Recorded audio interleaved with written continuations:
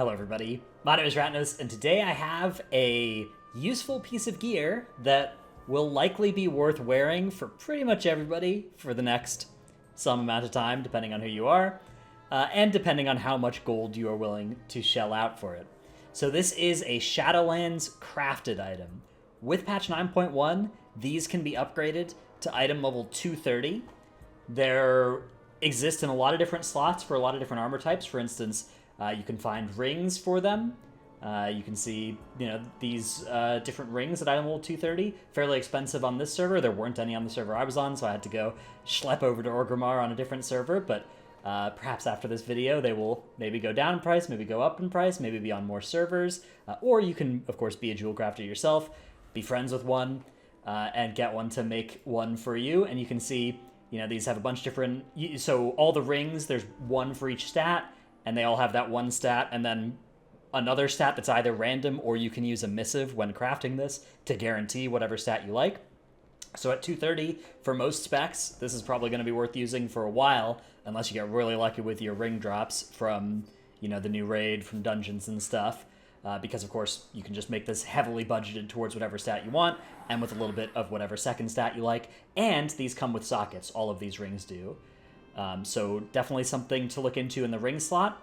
Now, these are unique equipped Shadowlands Crafted, so you can only wear one of these rings, and you can't wear one of the other BOEs if you were to use one. The other BOEs that might be interesting, necklace, similar effect here. You can see they also have the stat budgeting heavy towards one stat.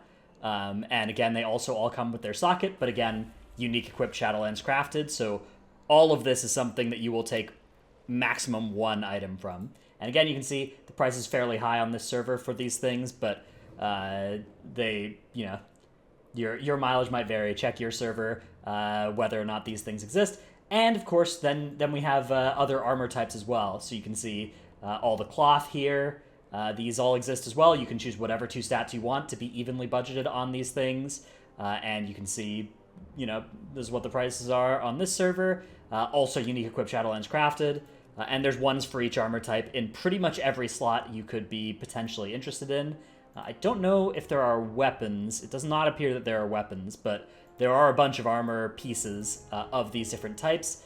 And these are probably worth grabbing one of. And for as long as, the patch goes on at the start, this will often be a way that you can get something that is an upgrade in whatever your weakest slot is for a while. So it is something to be aware of, something to look into.